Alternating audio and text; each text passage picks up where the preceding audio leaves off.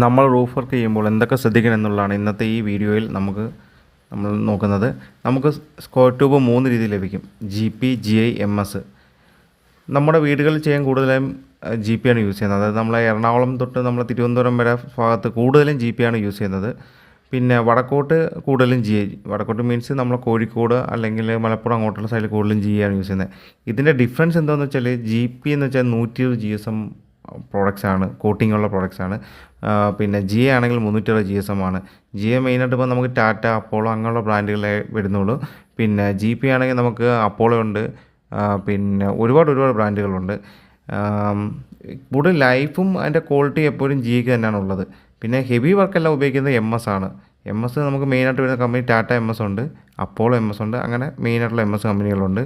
MSനകത്ത് നോക്കേണ്ടതെന്ന് വെച്ചാൽ എപ്പോഴും തിക്നെസ് ഉള്ള MS യൂസ് ചെയ്യാവുള്ളൂ. പിന്നെ ഇപ്പം നമ്മൾ ഈ വർക്കിൽ നമ്മളിവിടെ ഉപയോഗിച്ചിരിക്കുന്ന ഷീറ്റിൻ്റെ കാര്യത്തിലാണെങ്കിൽ, sheet JSW colour on plus ആണ്, 3/5 ഷീറ്റാണ്. ഷീറ്റ് നമുക്കിപ്പം അലൂമിനിയം ഷീറ്റുണ്ട്, അല്ല നമ്മൾ ടഫ് ബോർഡിനകത്ത് തന്നെ നമുക്ക് അലൂ സിങ്ക് മിക്സ് ചെയ്ത് വരുന്ന, ഇപ്പോൾ JSW അലൂ സിങ്കാണ് യൂസ് ചെയ്ത് വരുന്ന ഷീറ്റുകളുണ്ട്. പിന്നെ നമ്മൾ ഉപയോഗിക്കുന്ന സ്ക്രൂ ഇപ്പം നമ്മൾ ഈ ഒരു വർക്കിൽ യൂസ് ചെയ്യുന്ന GIയുടെ റൂഫിക്സിൻ്റെ സ്ക്രൂ ആണ് യൂസ് ചെയ്യുന്നത്.